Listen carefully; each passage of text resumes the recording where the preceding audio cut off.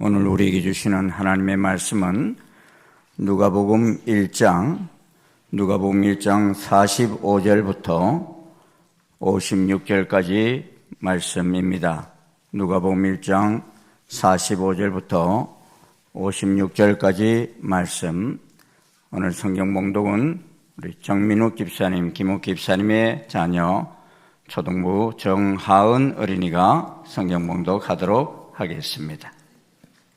마리아가 이르되 내 영혼이 주를 찬양하며 내 마음이 하나님 내 구주를 기뻐하였음은 그의 여종의 비천함을 돌보셨음이라. 보라, 이제 후로는 만세에 나를 복이 있다 일컬으리로다. 능하신 이가 큰 일을 내게 행하셨으니 그 이름이 거룩하시며 긍휼하심이 두려워하는 자에게 대대로 이르는도다.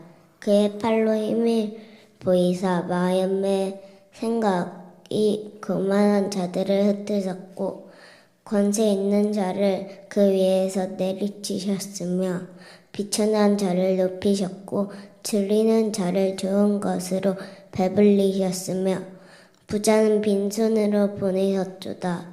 그 종 이스라엘을 도우사 긍휼히 여기시고 기억하시되 우리 조상에게 말씀하신 것과 같이 아브라함과 그 자손에게 영원히 하시리로다 하니라. 마리아가 3달쯤 함께 있다가 집으로 돌아가니라. 아멘. 오늘 주신 말씀 가지고 우리 마리아의 찬가라는 제목으로 같이 말씀을 나누고자 합니다. 대림별 두 번째 주일을 맞이하는데 예수님께서 유대 땅 베들레헴에 탄생하셨을 때 천사는 아기 예수 탄생 소식을 전하면서 뭐라 하며 외쳤느냐? 이 큰 기쁨의 좋은 소식이다 그랬어요. 주님의 오심이 큰 기쁨의 좋은 소식이다 그랬습니다. 유대 땅 중에서도 가장 작은 마을인 베들레헴 마을 구유에 아직 결혼하지 않는 처녀 마리아의 몸을 빌려 탄생한 이 사건을 당시의 관념으로나 오늘의 관념으로 생각해 봐도 큰 관심을 불러일으킬 사건이었습니다. 그런데 2000년 전 지구촌의 한 작은 마을에서 발생한 이 탄생이 어떻게 인류를 위한 큰 기쁨의 좋은 소식이 될 수 있습니까? 우리는 놀랍게도 그 대답을 바로 그 유명한 마리아 찬가에서 발견할 수 있습니다. 이 누가복음 1장 46절에서 56절은 신약 성경에 등장하는 최초의 찬송입니다. 최초의 찬송을 부른 주인공은 예수님이 그 몸을 빌려 태어난 마리아입니다. 대부분의 시편들을 보면 곡조가 없습니다. 엎드리면서 너무 기뻐 주체할 수 없어서 자연스럽게 터져나오는 곡조 없는 노래를 부릅니다. 그런데 예수님을 잉태할 때 마리아가 부른 찬송은 어땠겠습니까? 마리아의 온 몸이, 온 마음이 곡조가 되었을 것입니다. 그런데 우리가 마리아의 찬송 배경을 안다면 우리는 마리아가 불렀던 그 찬송을 결코 쉽게 부를 수 없는 상황이었던 것을 발견하게 됩니다. 하나님께서는 세례요한의 어머니이면서 마리아의 친척인 엘리사벳이 아기를 가진 지 6달이 되었을 때 천사 가브리엘이 갈릴리 나사렛이라는 자그마한 동네로 보내셨습니다. 그 동네로 보내진 이유는 다윗의 자손 요셉이라는 사람과 정혼한 처녀를 찾아가게 하기 위해서였습니다. 그 처녀의 이름은 마리아였습니다. 천사가 마리아의 집에 들어서면서 은혜를 받은 자여 평안할지어다 주께서 너와 함께 하시도다 라는 인사를 합니다. 마리아가 천사의 나타남을 보고 몹시 당황해합니다. 천사의 인사말이 도대체 무슨 뜻일까 곰곰이 생각해 봅니다. 그러자 천사는 다시 말씀하기를 마리아야 무서워하지 말라. 네가 하나님께 은혜를 입었느니라. 보라 네가 잉태하여 아들을 낳으리니 그 이름을 예수라 하라. 그가 큰 자가 되고 지극히 높으신 이 아들이라 일컬어질 것이요 하였습니다. 여러분이 이런 말을 들었다면 어떤 생각이 들겠어요? 지금 결혼식이 곧 있을 그런 상황인데 이런 속에서 이 말씀을 들었을 때 그렇게 되어지기를 원합니다. 이런 고백이 나오겠습니까? 그렇지 않으면 안 돼요. 내 결혼 망칠 수 없어요. 그렇게 대답하기를 원하십니까? 마리아는 그래 이성적으로 그렇게 말합니다. 나는 남자를 알지 못하니 어찌 이 일이 있으리까? 남자를 알지 못한다는 말이 뭡니까? 나는 아직 결혼하지 않았다는 것입니다. 남자와 함께 잠자리를 한 적이 없다는 것입니다. 그런데 어떻게 그런 일이 있을 수 있겠느냐 하는 것입니다. 천사의 대답이 무엇입니까? 같이 한번 읽겠습니다. 시작. 성령이 내게 임하시고 지극히 높으신 이의 능력이 너를 덮으시리니 이름으로 나실 바 거룩한 이는 하나님의 아들이라 일컬어지리라. 보라, 내 친족 엘리사벳도 늙어서 아들을 배었느니라. 본래 임신하지 못한다고 알려진 이가 이미 6달이 되었나니 대저 하나님 모든 말씀은 능하지 못하심이 없느니라. 여러분, 아기를 갖지 못할 정도로 이미 늙어버린 상태에서 아기를 갖는 것도 이성적으로 이루어질 수 있는 일입니까? 아니죠. 그런데 네 친적 엘리사벳도 그렇게 가졌다는 거예요. 성령께서 임하셨을 때, 하나님께서 하셨을 때 가능했는데, 너도 남자를 알지 못하지만 하나님이 함께 하실 때 그 일이 가능하다는 것입니다. 그러면서 가브리엘 천사는 마리아에게 결단과 순종을 요구합니다. 요셉과 정혼한 사이이기에 결혼 전까지 아기를 가질 수 없는 자신의 신분을 지키느냐, 그렇지 않으면 하나님의 아들 예수님을 낳기 위해 선택하신 하나님의 은총을 받아들이냐 기로에 섰습니다.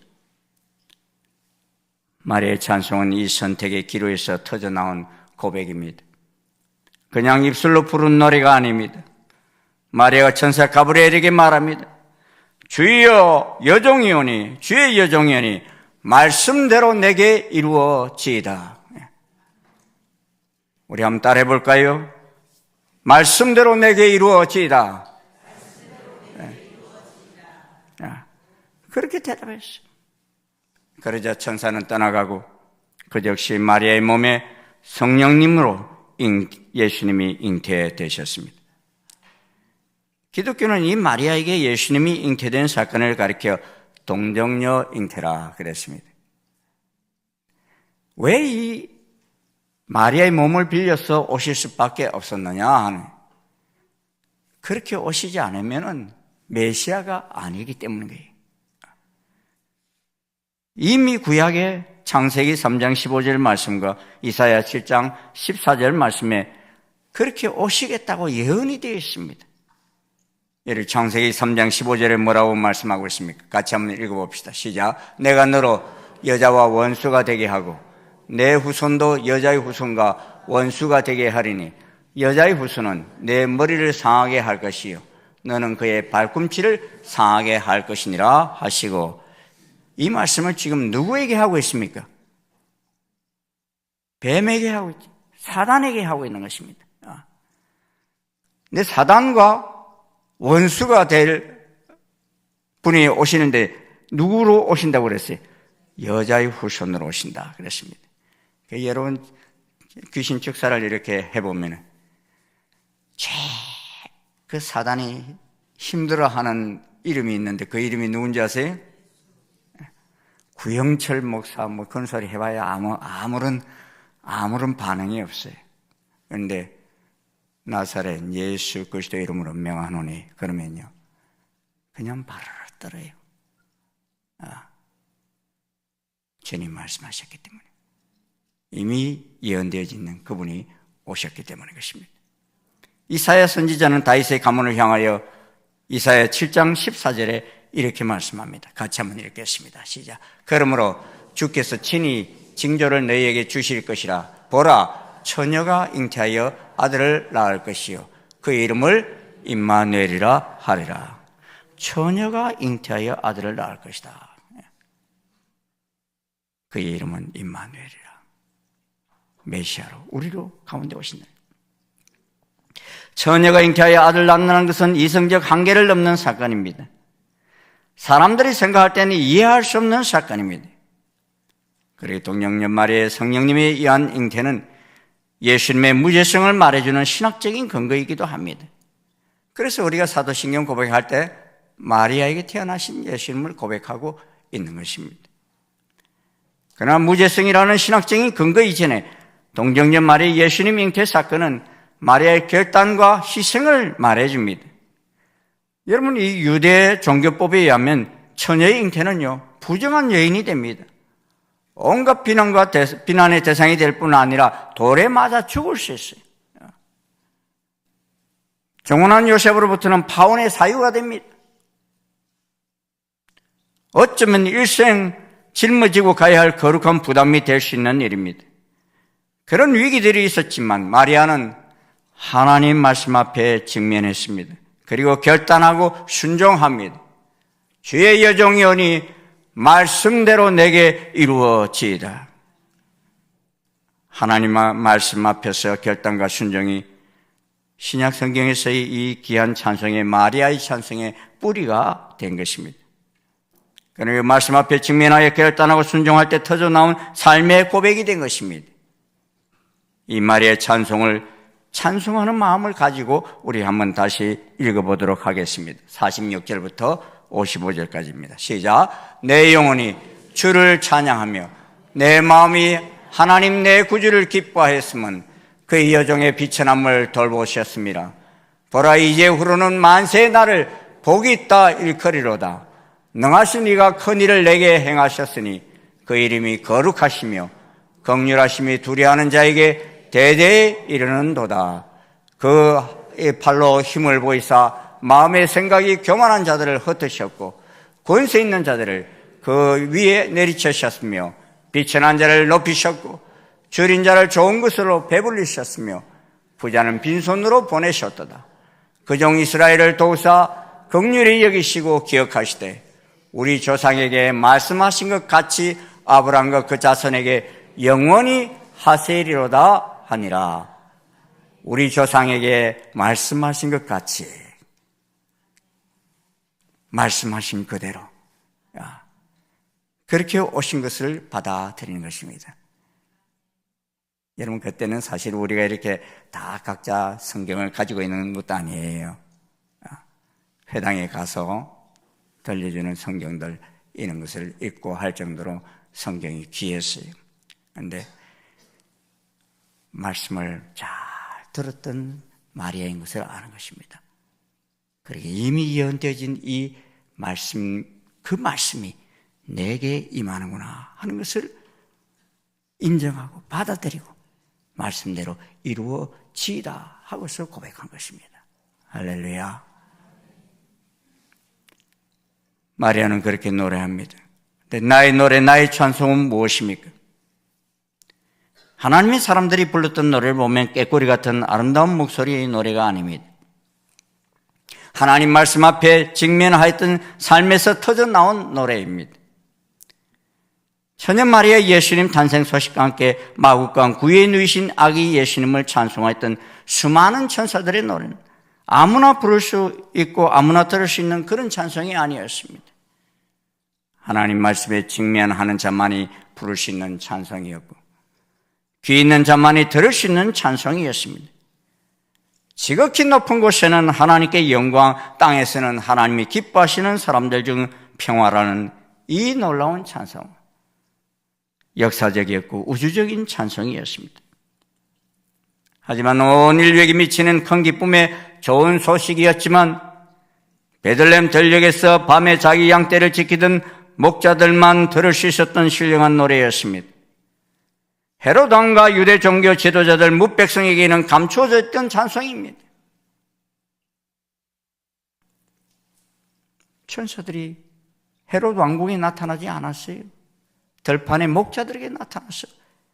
이 찬송의 소리를 들려주었어요. 미국의 명문 휘튼 대학에서 졸업했던 짐 엘리엇이라는 선교사가 있습니다. 그는 대학을 다닐 때 지니고 다녔던 자그마한 금은 공책 하나가 있었는데 그 공책에 빼곡하게 적어뒀던 메모가 그의 가슴에 불을 당겼습니다. 그 메모 내용은 이런 것들이었어요. 성경이 번역되지 않는 종족 언어가 1700개. 선교사로 자원한 사람들의 90%는 그들이 목표했던 선교지에 가지 않는다. 세계 인구 중 64%는 예수 그리스도의 복음을 전혀 들어보지 못한다. 5,000명이 매 시간 사망한다. 미국에는 매 500명에 1명꼴로 기독교 사역자가 있지만 외국에는 매 5만 명당 1명꼴이다. 뭐 이런 메모들이 쭉 적혀 있어요. 이런 정보는 휘튼 대학을 다니던 짐 인생을 송두리째 흔들어 놓습니다. 그래서 그는 졸업 후에 남미 에콰도르 아마존 유역의 선교사로 갔습니다. 그때가 1956년 1월 8일입니다. 제가 태어나고 1년 뒤에 그런 일이 있었습니다. 다른 4명의 동료와 함께 당시 가장 접근하기 어려웠던 아우카라는 부족에게 복음을 전하기 위해서 갔습니다. 그런데 그들 모두는 안타깝게도 아우카 부족들이 던진 창에 맞아 죽고 맙니다. 당시 아우카 부족은 수백 년 동안 자기들의 영역에 들어오는 외부인들을 모조리 죽였습니다. 그 사실을 알고도 엘리엇과 그 네 친구들이 선교사로 간 것입니다. 그때 짐의 나이가 불과 28세밖에 되지 않았습니다. 5명의 선교사들이 살해되어 강에 버려진 채 발견되었습니다. 선교사들이 죽음으로 미국과 미국 교회는 난리가 났습니다. 당시 미국의 라이프라는 유명한 잡지에서 짐과 그의 친구 4사람의 죽음에 관한 기사를요, 장장 10페이지에 걸쳐서 다루었어요. 그 긴 기사의 요지는 이 얼마나 불필요한 낭비인가라는 그런 제목으로 기사가 쓰여졌습니다. 촉망받던 인재들이 선교지에서 복음을 제대로 전해보지도 못하고 죽었다는 것입니다. 인생의 꽃도 피워보지 못한 20대 청춘이었다는 것입니다. 그런데 이 짐은 갓 결혼한 그런 사람이었어요. 그런 짐의 처참한 죽음을 낭비라고 평가한 이런 라이프 잡지 기자들에게 그의 아내 엘리자베스는 정색을 하면서 이렇게 말합니다. 말씀을 삼가해 주세요. 낭비라니요. 내 남편의 죽음은 낭비가 아니었습니다.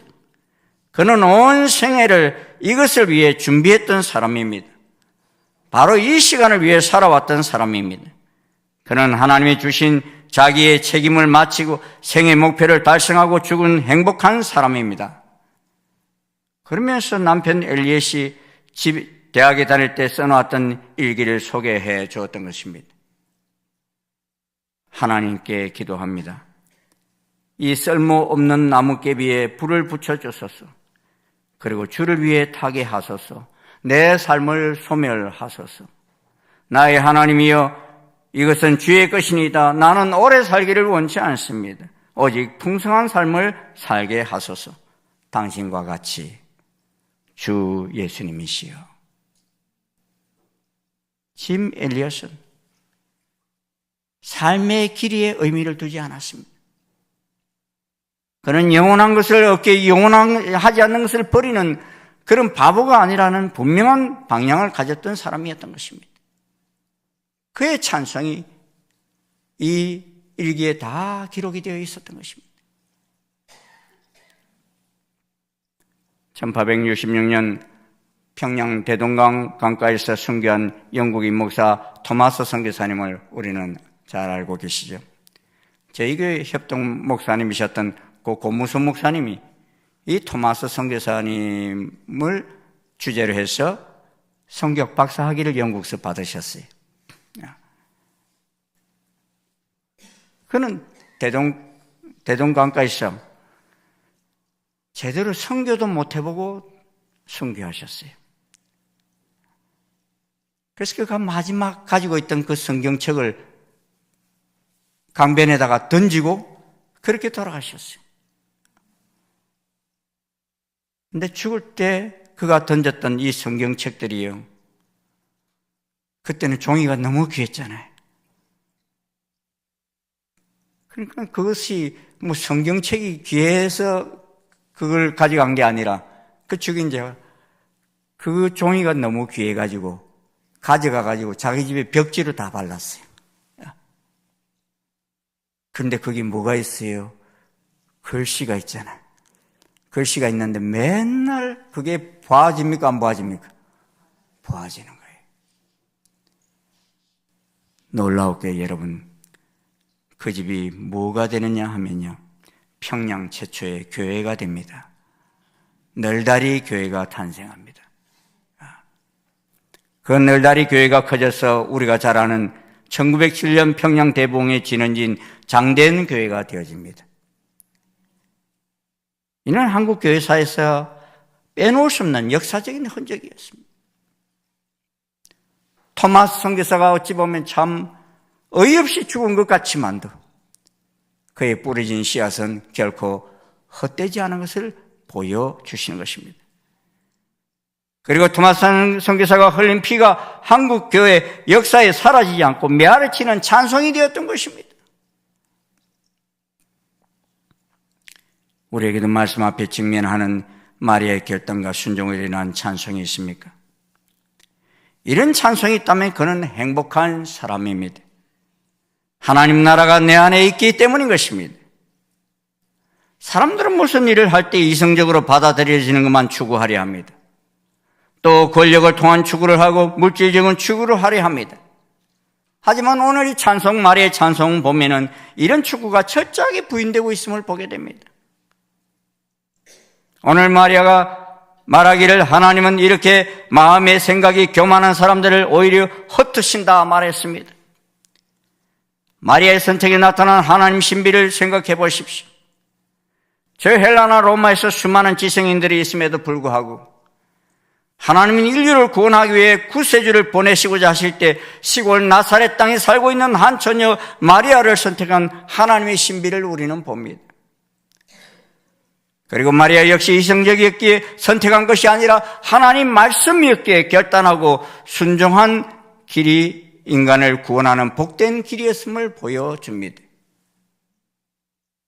시지프스의 신화에 보면 한 사람이 권력의 정상을 향하여 끊임없이 돌을 굴려 올립니다.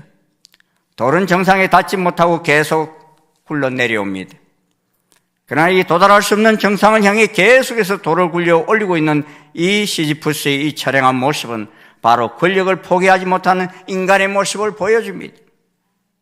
왜 사람들이 그것이 해결이 아니라는 어렴풋한 느낌이 있음에도 불구하고 그토록 권력에 집착합니까?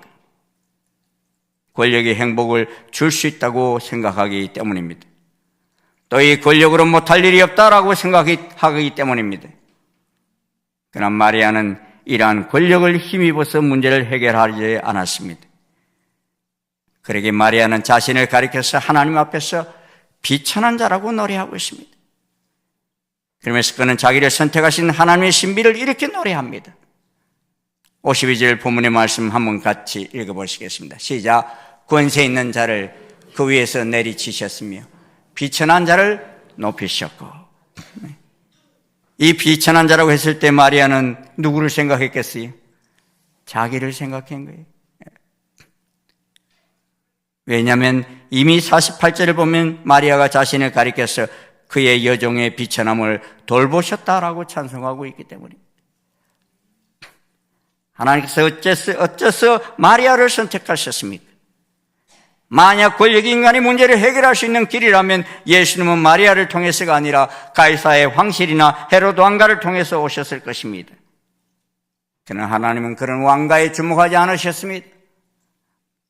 오히려 나사렛 땅에 살고 있는 비천한 여종이라고 고백하고 있는 한 여인을 통해서 하나님이 구원자를 보내시기로 작정하신 것입니다. 그래서 권세 있는 자를 오히려 내리치시고 비천한 자를 쏘셔서 하나님의 구원의 경륜을 이루시는 놀라운 하나님을 지금 마리아는 찬양하고 있는 것입니다. 이렇게 하신 이유가 무엇입니까? 복음은 누구나 다 접할 수 있게 하기 위해서 가장 낮은 자의 자리에 여인을 통해서 메시아께서 오신 것입니다. 오늘 기도하실 때 말구유에 태어나셨다고 그랬지 않습니까? 그보다 더 낮은 자리가 어디 있겠어요? 그리고 이성적에 의하만 누릴 수 있는 것도 아니기에 남자 없이 성령님이 의해서 잉태하신 것입니다. 그런데 여러분, 어떤 종교는 예수님이 마리아를 통해서 태어나셨다고 마리아를 우상화하고 신격화하는 모습을 우리는 보고 있어요. 마리아는 존경의 대상이지 경배의 대상이 아닙니다. 그런데 사람들은 그 마리아를 우상화합니다. 마리아가 원죄 없이 잉태되었다고 그러고 그 육신이 하늘나라로 들려 올려졌다고 말합니다. 여러분, 이런 노래가 불려질 때 하늘에 있는 마리아가 참 좋은 찬양이구나 그럴까요? 저는 손살에 치고 있는 마리아를 봅니다. 나는 원죄가 없지도 않았고 나의 육신은 들려 올라가지도 않았다고 말입니다. 나는 비천한 여인입니다. 나 같은 것을 통하여 예수님이 오셨다는 것은 은혜 중에 은혜입니다. 그런 고백을 드리고 있는 마리아를 우리는 봅니다. 사랑하는 여러분, 이 성육신의 사건은 이성적이지도 않고 권력지향적이지도 않는 복음입니다. 그러게 이제 2000년 전 마국간에서 비천한 여인의 몸을 빌려 아기의 모습으로 탄생하신 예수님 앞으로 나아오십시오. 마리아에게 임하신 주님은 누구에게나 다 임하실 수 있습니다. 우리에게도 임하실 수 있습니다. 이 조그마한 땅 대한민국에도 임하실 수 있습니다. 그 임하시는 주님, 오늘 우리 마음 가운데 왕으로 모셔드리십시오. 마리아의 몸을 빌려 오셨다고 해서 그냥 흩트게 오신 분이 아니고 가치 없는 분이 아닙니다. 이 우주 만물을 창조하신 그 하나님께서 우리 몸 가운데 오셨다는 것입니다. 할렐루야. 상상할 수 없는 일입니다. 창조주가 피조물의 몸을 빌려 오셨다는 것.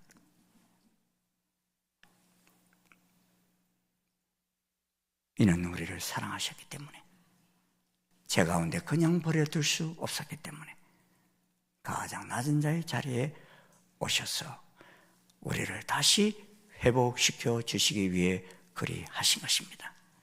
그리고 말씀대로 그리 하신 것입니다. 이 대림절기, 여러분, 우리는 다른 분은 그렇게 깊이 생각하지 않아도 됩니다.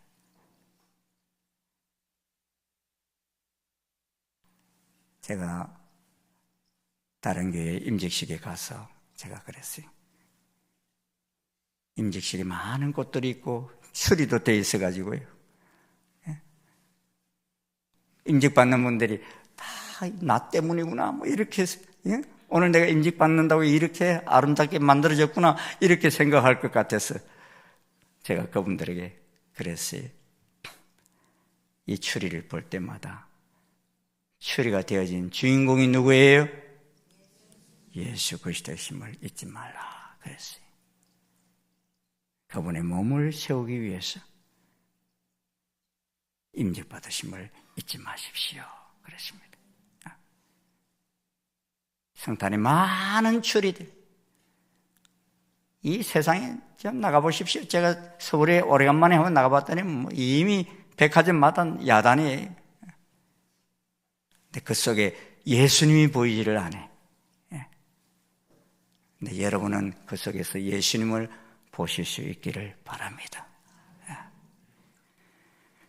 오늘 세상 죄를 지원한 하나님의 어린 양 예수님, 오셔서 저희 왕으로 자정하시고 오셔서 빛이 난 여인 마리아의 몸을 빌려 이 땅에 오신 예수님 왕으로 모셔드립니다. 이런 고백으로 우리 주님을 찬양하는 이 아침이 되실 수 있기를 주의 이름으로 축원합니다. 우리 찬송 이것이 나의 간증이요 288장 후렴부터 부르겠습니다.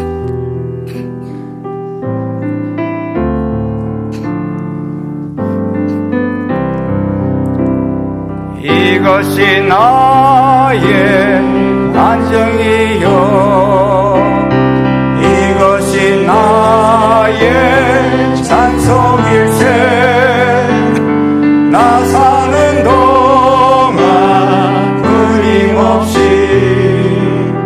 구주를 찬송하리 이것이 나의 간증이요 이것이 나의 간증이요 이것이 나의 찬송일세 나 사는 동안 끊임없이 구주를 찬송하리 예수를 나의 구주 삼고 예수를 나의 구주 삼고 성령과 피로써 거듭나니 이 세상에서 내 영혼이 하늘의 영광 누리도다 이것이 나의 간증이요 이것이 나의 찬송일세 나 사는 동안 끊임없이 구주를 찬송하리로다.